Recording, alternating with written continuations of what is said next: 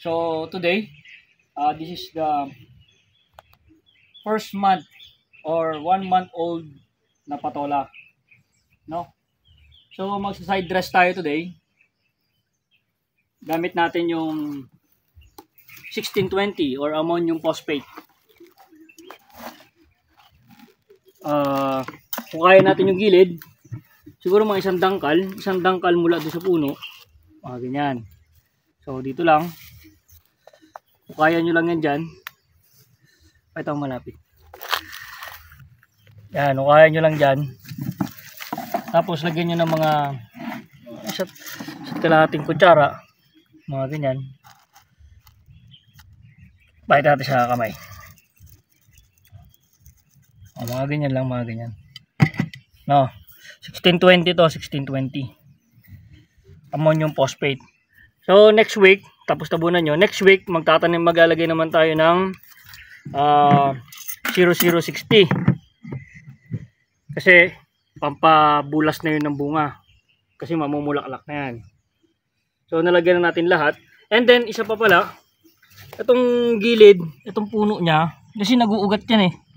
Nag-uugat sa nodes. So kung ganyan naman, hindi naman naiangat lahat, tabunan nyo ng lupa yan. Tabunan yung lupa. Para hindi rin naka-expose yung mga ugat. Minsan kasi na-wash out na yung ugat. So lumalabas, hindi nakakuha ng nutrients. Tabunan na lang natin yan. Para ma-promote pa yung ugat niya. Dumami pa yung ugat niya. So gaganda pa siya. And then magti-trim tayo. Titrim natin yan later. Siguro mga 4 na dahon, 4 na pangit. Tapos hayaan natin iba. And then next few days,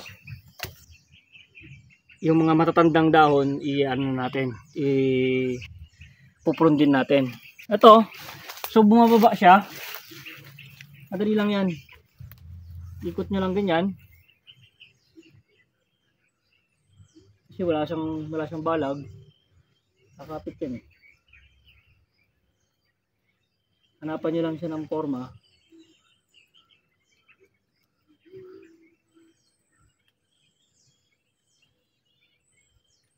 So kung wala, kuha kayo ng damo. Dahon ng damo.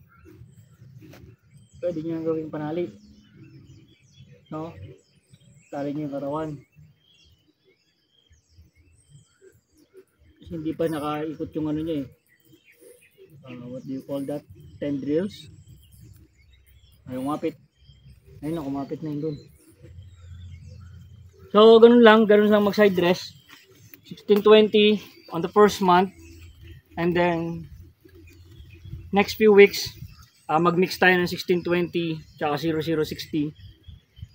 Or mag 0060 muna tayo. And then, after that, 1620 tapos konting 0060 para makagawa tayo ng complete fertilizer. Next video papakita ko yung kung paano gawin. So thank you for watching. Bye bye.